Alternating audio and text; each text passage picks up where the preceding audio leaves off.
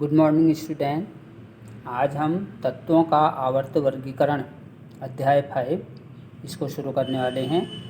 आवर्त वर्गीकरण में क्या होता है, जब तत्व ज्ञात हुए तो उनको हम कैसे व्यवस्थित ढंग से रखेंगे। अव्यवस्थित से व्यवस्थित करने की एक प्रक्रिया शुरू हुई। जैसे किसी दुकान में हम जाते हैं, हम कहते हैं उससे बिस्कुट दे दो, तो सीधे बिस्कुट वाले रैक में जाता है और हमें बिस्कुट दे देता है। या हम कहेंगे हमें जो है साबुन दो, नहाने का साबुन दो, कपड़े धोने का दो, तो ठीक वहीं पर वो जाता है जहाँ पर वो रखे होते हैं, क्योंकि उसने पहले से ही उनको व्यवस्थित ढंग से रखा है। अगर वो अव्यवस्थित रखेगा तो उसे मिलेगा ही नहीं सामान। इसी प्रकार डाबेराइनर ने के ट्रिक सबसे पहले हम अध्ययन कर रहे हैं। डाबेराइनर ने सबसे पहले तत्वों को एक क्रम में रखा।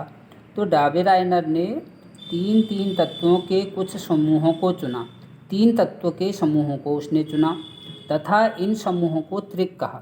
3 तत्वों को उसने त्रिक कहा और उसने बताया कि त्रिक के तत्वों को जब हम परमाणु द्रव्यमान के आरोही क्रम में लिखते हैं, आरोही क्रम माने बढ़ते हुए क्रम में लिखते हैं, तो जो बीच वाला तत्व होता है उसका जो परमाणु द्रव्यमान होता है शेष 2 तत्वों के परमाणु द्रव्यमान का लगभग औसत होता है। तो पहला त्रिक उसने कौन सा लिया? लिथियम, पोटेशियम और सोडियम। लिथियम का जो परमाणु द्रव्यमान है 6.9 है और सोडियम का 39 है। अब उसने क्या करा, जो बीच वाला तत्व है पोटेशियम, इसका परमाणु द्रव्यमान क्या होगा? पहले और तीसरे तत्व के परमाणु द्रव्यमान का औसत। पहला तत्व लिथियम का परमाणु द्रव्यमान है 6.9 प्लस 39/2, ये दोनों का औसत निकाला हमने। तो इसको हमने जोड़ा तो 45.9/2 आया। 2 से हमने क्या करा, इसको डिवाइड किया, 2 दूना 4, 2 दूना 4 और 2 नम 18, 22.9 मतलब लगभग 23 हो गया।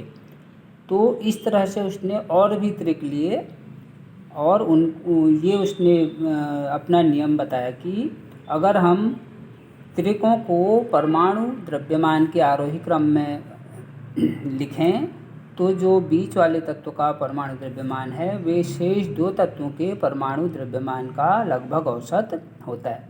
लेकिन इसकी भी कुछ सीमाएं थी। मतलब ये क्यों फेल हुआ? डाबेराइनर उस समय ज्ञात तत्वों में केवल 3 ही त्रिक ज्ञात कर पाए।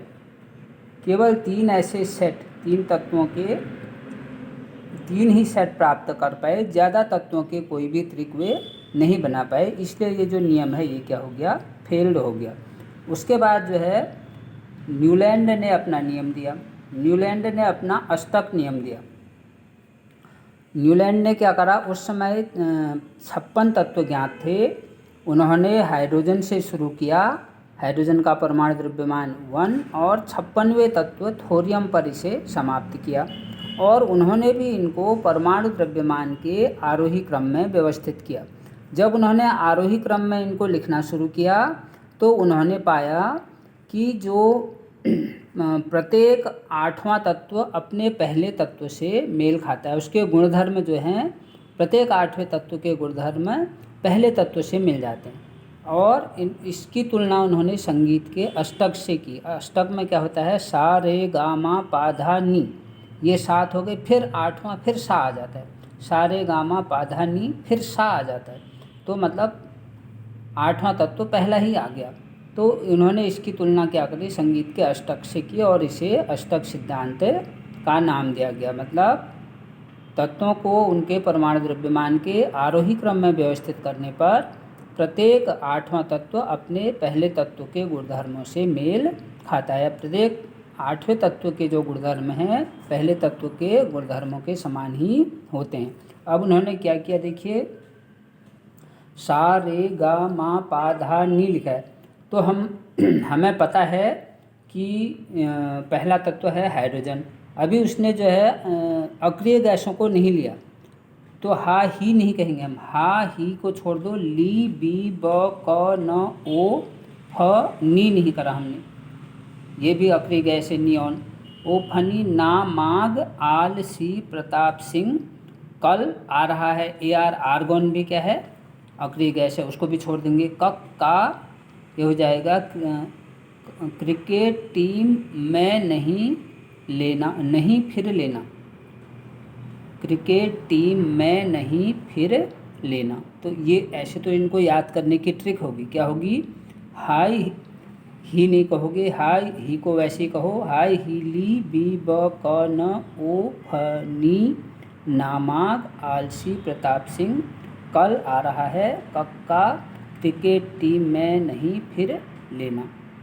तो ये क्या हैं? अब जो है जब हमने सा से शुरू किया तो 1 2 3 4 5 6 7 8वां फिर यहाँ आ गया, फिर यहाँ से फिर यहाँ आ गया। तो ये जो तत्व हैं हाइड्रोजन, फ्लोरीन, क्लोरीन, इनके गुणधर्म एक से हैं। लिथियम, सोडियम, पोटेशियम, इनके गुणधर्म एक से हैं। बेरिलियम, मैग्नीशियम, कैल्शियम, इनके गुणधर्म समान हैं। जो एक समूह हैं, एक जो समूह खड़े स्तंभ दिख रहे हैं, इनके सारे गुण समान हैं। अगर हम लिथियम से शुरू करते हैं, यहाँ पर क्या आ जाएगा? सा रे गा मा पा धा नी सा, यहाँ पर फिर सा आ गया। तो लिथियम का सोडियम से गुणधर्म मिलेंगे। इसके भी क्या है, सीमाएं क्या थी? यह सिद्धांत केवल कैल्शियम तक ही लागू हुआ, उसके बाद के गुणधर्म नहीं मिले। यह सिद्धांत केवल हल्के तत्वों के लिए ही लागू हो पाया। तो इतना जो है आज हम पढ़ाएंगे। और अब जितना मैंने तुम्हें पढ़ाया है उससे संबंधित कितने प्रश्न हैं देखो। प्रश्न है यहाँ पे, जो अध्याय के प्रश्न हैं।